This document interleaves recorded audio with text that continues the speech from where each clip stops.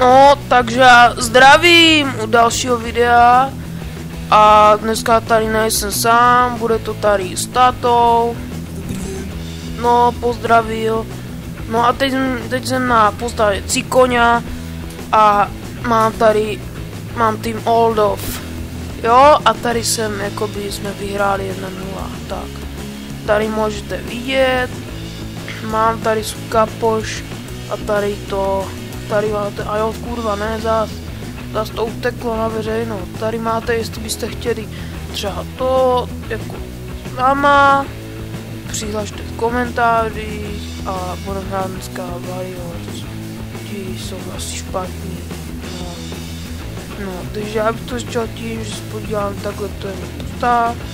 Zatím jsem tady moc jako nehrál, ale mám tady tangy. No a takhle jako spíš jako tak. No. A pak tam tady mám oblečení. No a to co koupíme? Já nevím, jestli tady něco má. Počkej, já se poškrabu. No. Asi potřebujeme tréninky jsme slabší. No, takže trénovat.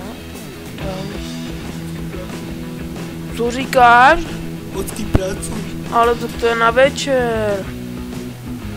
Tady s těma 23, to je hodně peněz, tak. No, tak, právě někdo, tady, ne, šetříme. No, tady přestal třeba tým Oldofu. Tady jsem já, Vladimír Růžička. Jo, taky to umí, celkem má dobré pantofle, no. No, pak je Frňák Eda. No, to je on. A pak tady máme chlpatého Čáva, to je on. Fuj. Tato, ty jsi sprdl. Ty vole, to je nechutné. Pomoc, kurva. No tak jak to tady asi uklínak, tak kurva udusím do píči.